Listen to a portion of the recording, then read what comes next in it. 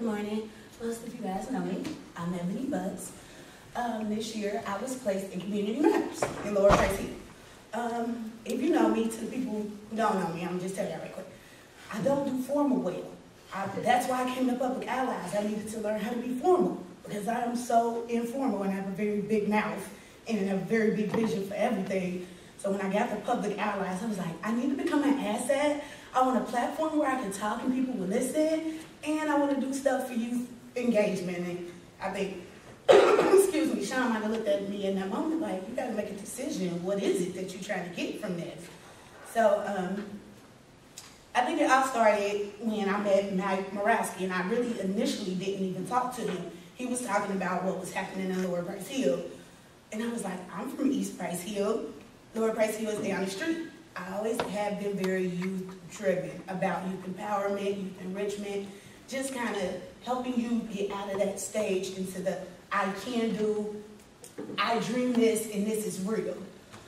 So I went to Community Matters. Me and Mike had a conversation. I originally lived in Lower Price Hill when I was younger.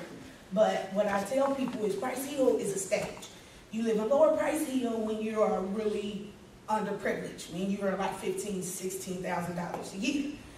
You move to East Price Hill when you still in poverty and you like 23, 25. When you get to West Price Hill, that's, you made it.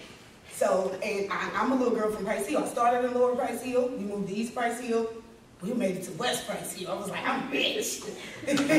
So, and I just think that, I thought at that time, and I still today feel like, we get so lost in the stages of our communities and our neighborhoods. And it's like, if you are from Evanston or Avondale or South Cumminsville or East Price Hill or Lockland, you are unexpected to make it. If you make it, then you're just oh my God, you're like a white rabbit, a unicorn. I didn't know that poor kids could be great. Like, poor kids can be great, not athletes either. It can be just simple dreams.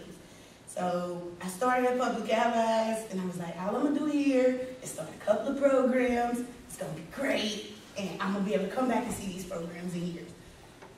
So I started, Mike was like, Ebony, what programs are we starting? And I was like, I don't know what programs we're gonna start. I'm gonna just look around, and when I find them, I'll let you know.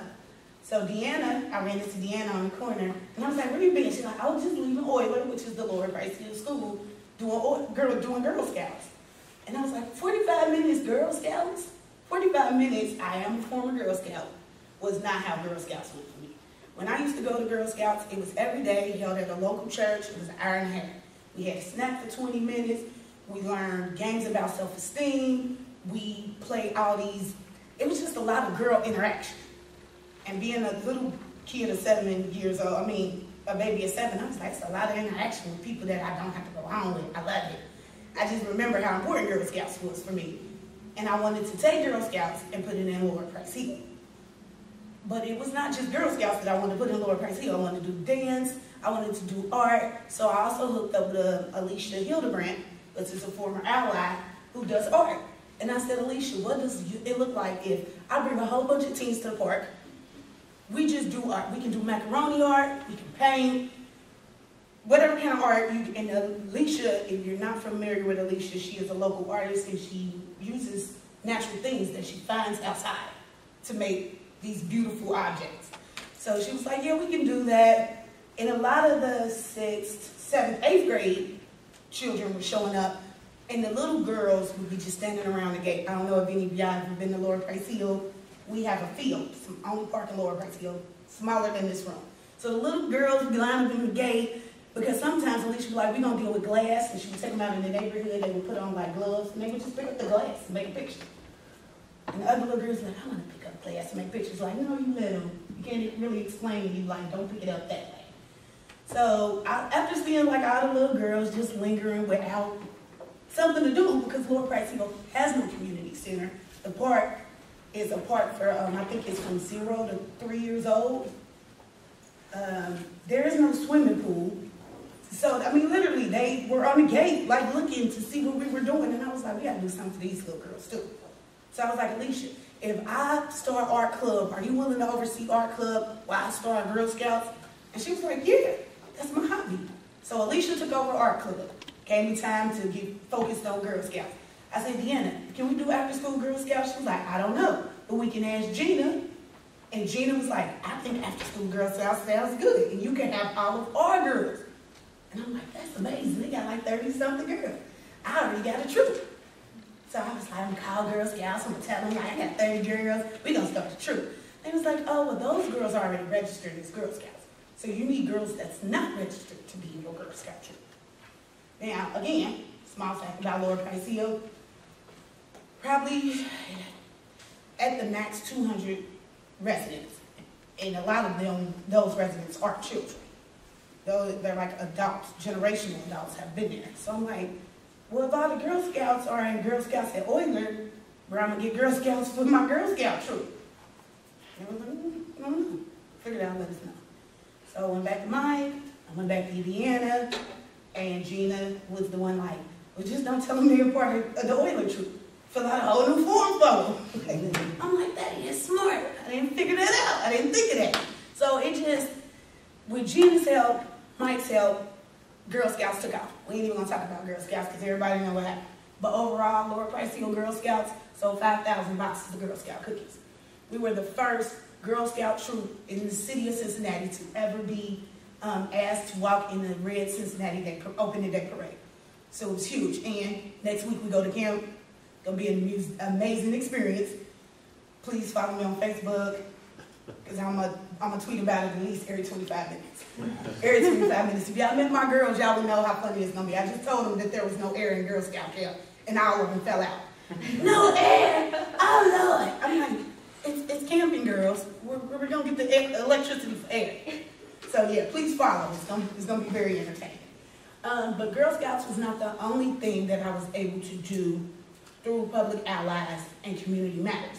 I am currently working with another organization called Block Ministry to start a dance team for our 17, 18, 19-year-old students who have completed high school as more of a, you complete this, and here's an outlet for you to do greater things. So hopefully in September, not only will I be able to go back to Community Matters as a fellow, as the head of Girl Scouts in Lower Price Hill, but hopefully I will be starting the Lower Price Hill dance team. Haven't gotten a name for it yet, still working on it. And help, I think, let me see the best way to word this. It's not hard for me to work with these kids because I am these kids. You know what I mean? Like, baby of 7, 2 working parents. Like, 7 kids, 2 working parents, and a lot of money no matter how mad, unless they was doctors or the Huxtables, and they definitely weren't there. So, all the social services that I come in contact with, at some time in my life, I use them. Food stamps, Santa Maria, Girl Scouts, like, so I think one of the best things that I've gotten, the best thing, not one of them, the best thing I've gotten out of Public Allies is to be able to show my Lower Price Hill residents, teenagers, more importantly, like, no matter what your dream is, because I've always wanted to do something where I could go back into my community and change youth life. Came from corporate America, we ain't going into that. But, like, my dream was that Public Allies gave me a platform, and my big mouth and my vision allowed it to come to fruition. Like, you can be anything. You can dream to be a writer. You just got to keep writing stories, and you got to remember to let people read those stories, because you never know when that door for opportunity will open. Like, and I think that it's so valuable in this day and age when the media, all our kids' role models are usually in the media. It's like, no, have like a real goal. You might want to open up a soap shop. I just said that because I know somebody who opened a soap shop. It's pretty cool. Like, it may be to open up a soap shop. Just keep going to fairs and carnivals and festivals and markets and sell your product and stand behind your product and believe in yourself and your product. And people will believe in you and your product. And I turn it into my youth. You are your product. I am my product. When Girl Scouts told me I couldn't sell 1,500 boxes of cookies, I sold 5,000 because I'm my product. Case in point.